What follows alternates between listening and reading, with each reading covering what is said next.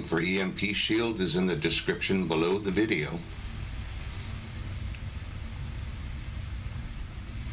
Hey everybody, before we get into today's video or live stream, I just wanted to tell you all about MyPatriotSupply.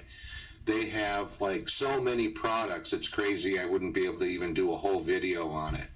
But just to kind of give you a quick brief overview, I'll go ahead and play this short video clip and try to keep up with it as we go. So they have the emergency survival food. They have these special sales. They have a gift guide, and you can just all these different gift ideas down below. They have awesome solar generators. Every solar generator comes with a solar panel, so for outside charging. You've got most recommended survival gear, water purifiers, flashlights, candles, everything. Heirloom seeds, 70 plus varieties, all the different brands that they have here. Let me pause this here so I can go through the list. They've got Aqua Pure water filtration, Aquameyer off-grid hydration, Beyond Outdoor Meals, Franklin's Finest Survival Coffee. It's awesome coffee, really good. Grid Doctor Power Solutions, Instafire Unstoppable Flame and Heat, MyMedic First Aid Kits. Again, we mentioned the heirloom seeds. These are the Patriot Seed heirloom seeds. The Ready Hour food and the Ready Hour gear. Over to the right is my QR code. If you use that code or click the link in the description below, you can get discounts when you make your purchases.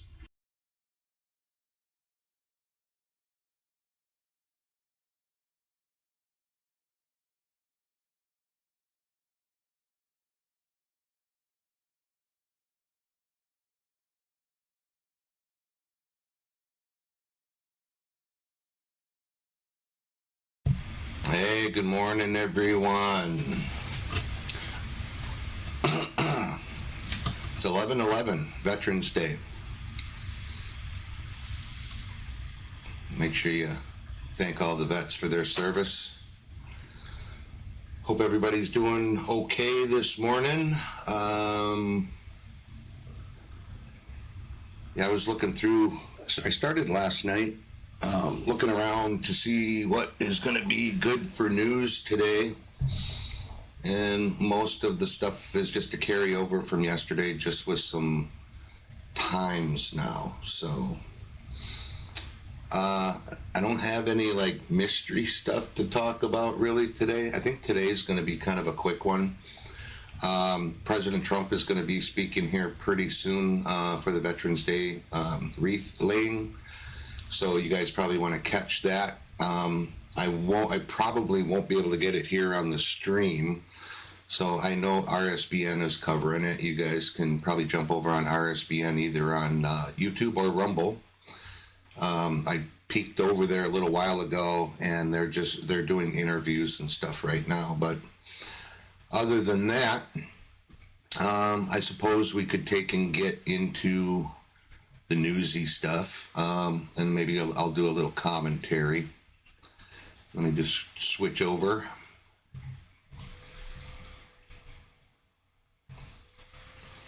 All right, so this came out yesterday afternoon.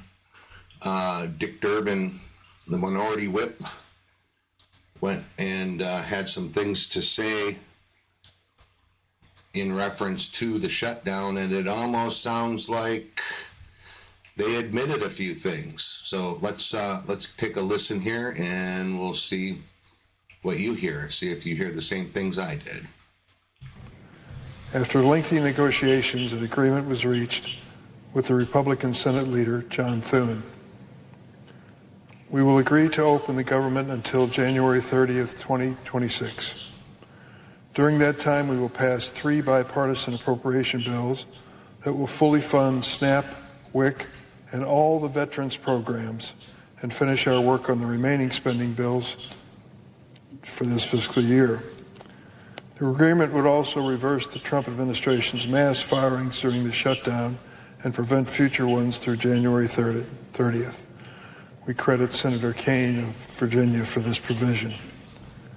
Leader Thune has also promised the Democrats an opportunity before mid-December to present a Democratic bill on the floor with proposals to change the law and protect American families from dramatic health care premium increases.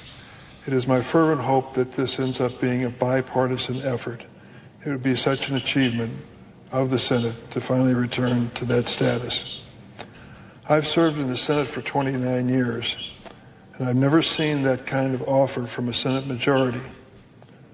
During the historic roll call last night, I walked across the aisle and met with Senator John Thune, the Republican leader. I told him that I was counting on him to keep his word on this agreement. He assured me he would. The fate of this effort depends on both the Senate and the House of Representatives. After a 7-week absence, the Speaker Johnson needs to call his members back and join us in the hard work that lies ahead. Many of my friends are unhappy. They think we should have kept our government closed indefinitely to protest the policies of the Trump administration. I share their opinions of this administration, but cannot accept a strategy which wages political battle at the expense of my neighbor's paycheck or the food for his children. Mr. President, I yield the floor. So there were a few things that I noticed with this, and I believe Eric saw some of the same things. So he said there's a stunning admission on the Senate floor as Senator Dick Durbin announces Democrats privately knew they were about to starve children and cause even more harm to Americans by shutting down the government. And he says, wow, they are so cooked. I cannot accept a strategy which wages political battle at the expense of my neighbor's paycheck or the food for his children. This is a brutal moment for the Democratic Party. So, let's see here. Let me pop back over.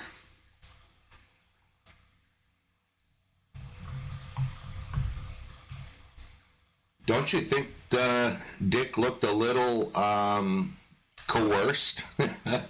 Like, you better do this or else? I think they got something on Uncle Dick. There were a couple of things that I remember specifically that they were kind of specific about. There was something about rehiring some of the government workers that were let go. I don't think it's going to be all of them. I think there were like 100,000 that quit or resigned, but then on the ones that actually got fired, it was somewhere in the area of about 4,000, between 4,000 and 4,500. Some of those people, if they're not bad, may come back. Not sure, but so I guess we will have to wait and see on that. But yeah, I definitely noticed that Durbin looked a little bit riled, kind of, I don't know, he looked like maybe he was threatened with something and he's scared. So that was just my opinion on that. So what are y'all thinking? Okay, so let's see. On the next one here. All right, so this one here is just going to be a real quick blurb. Attorney General Ken Paxton sues radical activist organization for unlawfully registering illegals to vote in Texas. So just so you guys know, the people that aren't keeping up with Texas or don't live here and know what's going on, it's not just the illegals, but when you get to some of the bigger cities, there's a lot of allowance for the Muslim population that came in. And so I'm waiting to see if we're going to start having a crackdown on this like we were seeing in Dearborn. Because in Dearborn, the only people that they can go after are American patriots that live there and refuse to leave, or the Muslims. And from what I've been seeing over the last couple days, they're getting some very bad people. So I think that might be similar to what's going on here in Texas. So Attorney General Ken Paxton sued radical open borders group JOLT Initiative Incorporated, JOLT, for its role in orchestrating a systematic unlawful voter registration scheme that is designed to sabotage Texas election integrity and allow illegals to vote.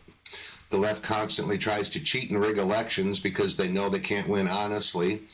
Any organization attempting to register illegals, who are all criminals, must be completely crushed and shut down immediately, said Attorney General Paxton. Now, what he means by that, and he said, and the reason he can say that they're all criminals, because they're here illegally. When they came across the border and stayed, they became illegal aliens. Okay, so they're illegal, they're criminals. So JOLT is a radical partisan operation that has and continues to knowingly attempt to corrupt our voter rolls and weaken the voice of lawful Texas voters. I will make sure they face the full force of the law. An investigation by the Office of the Attorney General uncovered that JOLT operatives were stationed outside Texas Department of Motor Vehicles locations where they provided instructions that directly violated provisions of the Texas Election Code. According to the findings, JOLT and its volunteer deputy registrars coordinated the scheme to recruit and solicit individuals to submit unlawful voter registration applications, which could be designed to register illegal aliens who lack proper identification. So Attorney General Paxton requested that the court order a forfeiture of JOLT's corporate privileges and a dissolution of its charter and recovery of legal costs on behalf of the state of Texas. Okay, so, and then to continue on with that, there was legislation passed over the last few days where it made it illegal for that if you were illegally and didn't have it, basically if you don't have an ID here in Texas, you can't vote, and especially if you're illegal. So there were a few more things on top of that happened over, probably I would say through the last week that got passed. So that's a good thing for Texas, but the job's not done. They still got to start cleaning out Houston, Austin, Dallas, Fort Worth, and Plano, and a few other places as well. So anyway, let's see here. See what's next. Oh, this one here is a biggie. Let me switch back over to this screen sharing again. All right. It's a little bit longer, but I gotta scroll. So this is coming from Canadian Earthquake Research. I just started following this person yesterday because I actually saw some of his stuff that was being talked about on another YouTube channel, and apparently this guy is usually pretty spot on. So he's saying breaking news. Now this was put out on November 10th. Okay, at 2:22 in the morning. So he said a new M6 in the Japan cluster, 3 each spot this week. This tweet will go down as a critical example of detecting something in its very stages and labeling a pattern prematurely for a type of behavior.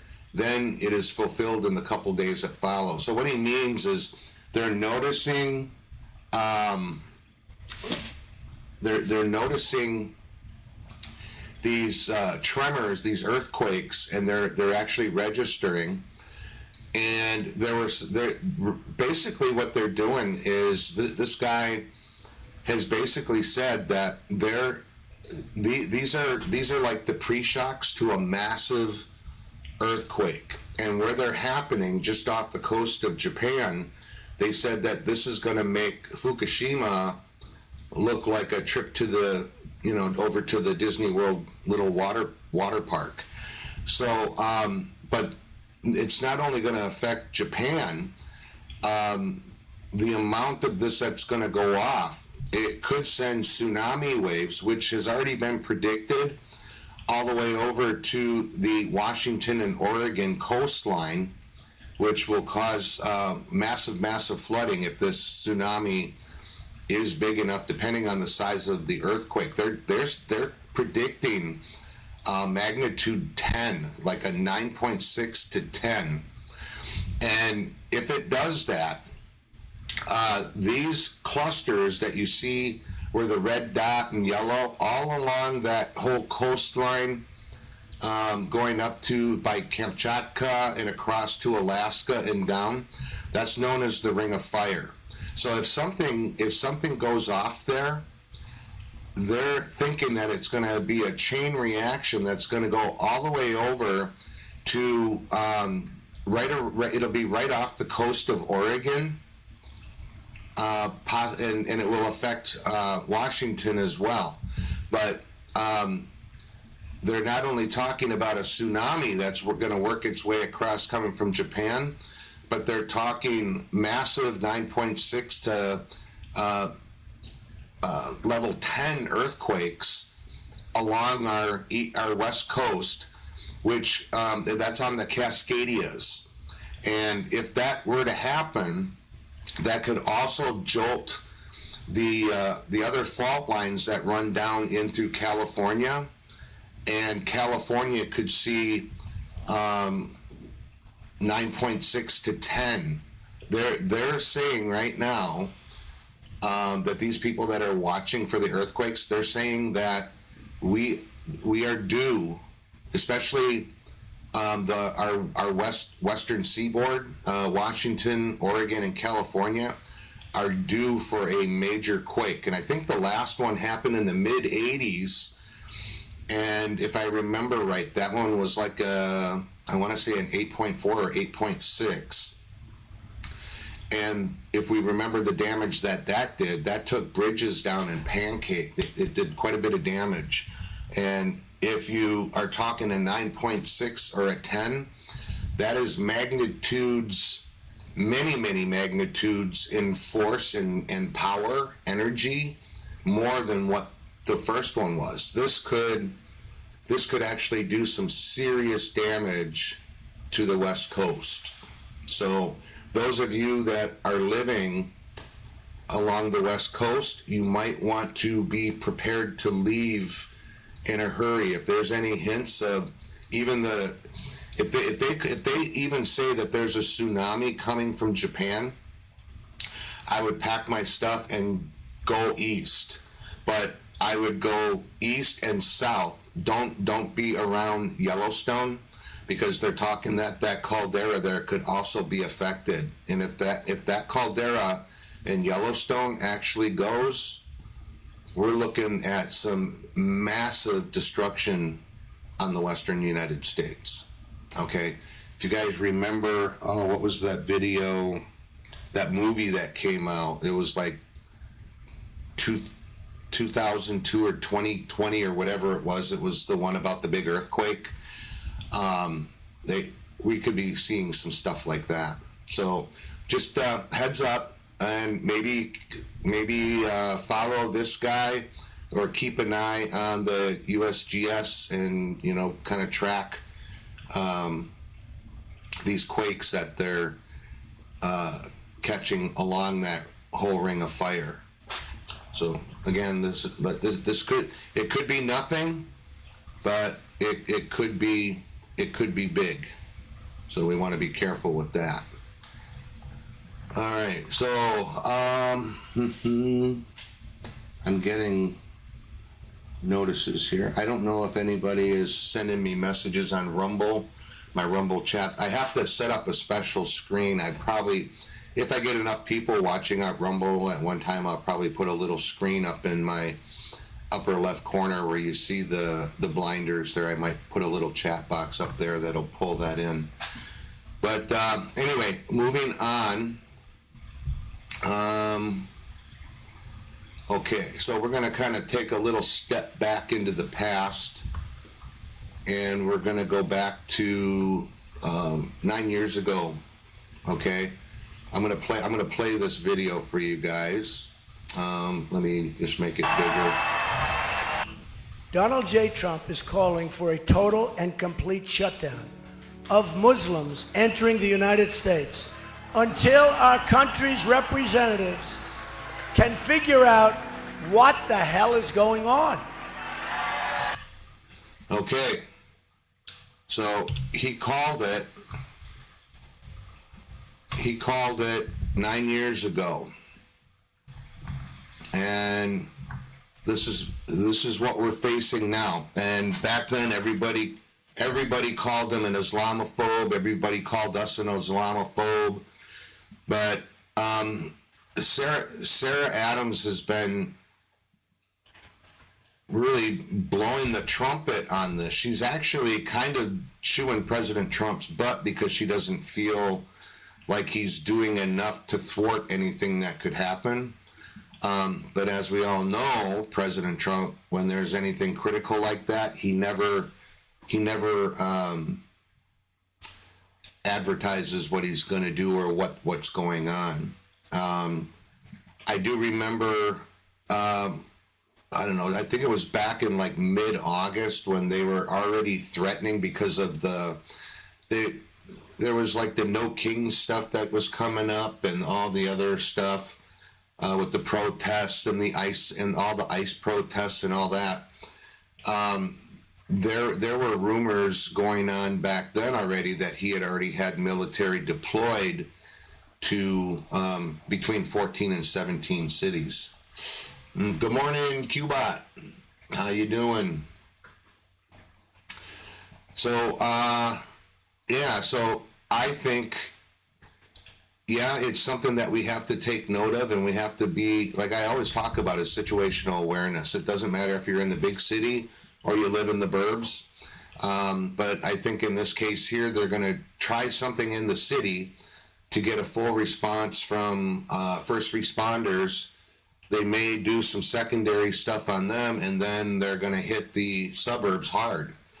And all these places where people congregate, you know, churches, malls, movie theaters, any place where there's a lot of people. And if they end up doing it on a weekend, they may do it during college football, or they may do it during regular football games.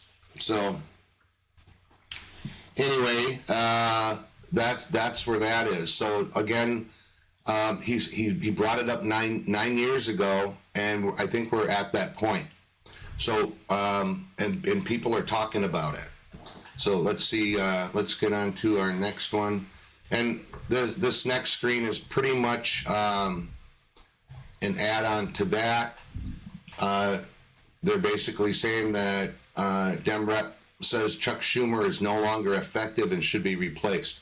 Well, it's probably because Schumer isn't working so hard to, or maybe he might be working a little bit on the side to quell this whole Islamic jihad thing that they're trying to do here. But maybe Chuck's not 100% bad. He's probably like 90% bad, and he just he likes. From what I understand, though, President Trump says that he likes Palestinians too much. So I don't know. So let's see. Moving on. Okay, and this here is another. This is a long one. I'm not going to talk about it too much, but this goes into more on all of the crazy stuff that was going on with Ukraine, where both Joe and Hunter Biden were each paid $5 million in bribes.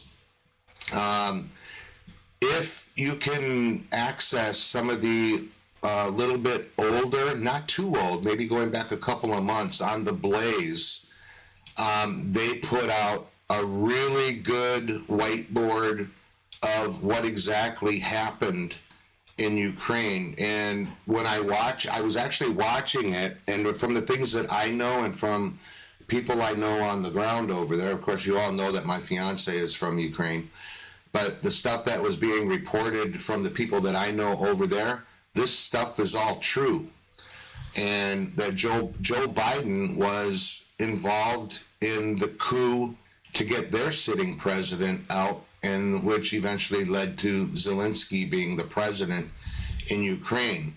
But that also led to them getting all of this money, and this $5 million each. That was only a part of it. There was quite a bit more money that ended up getting sent over, and a lot of it got laundered back. So this whole thing, when just to let you know, when this comes out, when this breaks, this is going to be huge. And I think it's also going to implicate Zelensky himself even more, and it's going to, I think it's going to exonerate Russia because of what was going on. And then that's including the biolabs over there. There were like 27 or 28 of them that are known. They said there could be as many as 40 to 45. So this is a big story, and I look at this stuff and follow it pretty much every day. All right. This one has got me wondering too. Secretary Marco Rubio posted, today the Trump administration suspended the mandatory Caesar Act sanctions in order to support Syria's efforts to rebuild its economy, restore ties with foreign partners, and foster prosperity and peace. So I'm going to just show a little bit more here. The State Department also issued an advisory with the U.S. Treasury and Commerce Gov that provides guidance on U.S. relief for Syria. POTUS has been clear the United States expects to see concrete actions by the Syrian government to turn the page on the past and work towards peace in the region. There's something else going on here, because I guarantee you President Trump is not going to be doing any kind of support for their now president, who was a terrorist. This guy was high up and one of the leaders of ISIS. President Trump is not going to have anything to do with that. There's something else going on that they're not telling people. I mean, even Sarah Adams is questioning this, and there's a lot of people that are pissed off. But what I would ask everybody when they see this, please just take a breather, let it stew for a little while. Okay, I think there's things that are being put in motion. And the first thing that hit me, I'm thinking of biblical stuff in Revelations where they're talking about how Damascus was basically laid to waste. So what might end up happening here, and I don't know if it'll be the United States or if it's going to be Israel or who, but something's going to happen, and we just have to wait and see. So again, keep an eye open. All right, so the last thing that I'm going to cover this morning, the House is set to start voting at 4 p.m. Is that today? Is today Wednesday, or is today Tuesday? I think today is Tuesday, yeah. So tomorrow at 4 p.m. they're going to start voting to reopen the government. President Trump is on standby to get things opened up as soon as it passes. So they're pretty confident that the government's going to reopen. And if we go back to what I opened with Senator Dick Durbin, I think they were pretty much forced to reopen the government. So there we go. There's our news for the day, everybody. It's not a lot, but there's some big stuff, and there's a lot of stuff that we really need to keep our eyes on and be aware of. With the shutdown, was the thing with Syria, we really need to keep an eye on that, because I haven't got a clue, but I can tell you that President Trump is not going to work with terrorists. I can tell you that. Unless there's something else there that we don't know. I don't know. I do not know. So, as always, and real quick here, make sure you thank our veterans. Happy Veterans Day. I don't know that we should say Happy Veterans Day, but I believe that we should have Veterans Month rather than a Pride Month. Maybe that's what they're going to do here pretty soon. I heard rumors that November is going to be a Veterans Month rather than Pride Month. That would be cool. All right. So, as always, head on a swivel, situational awareness. Doesn't matter if you live in the big city or in the burbs or in the country, you never know what's going to happen or what could happen or who's going to drive through your area that you might get mixed up with.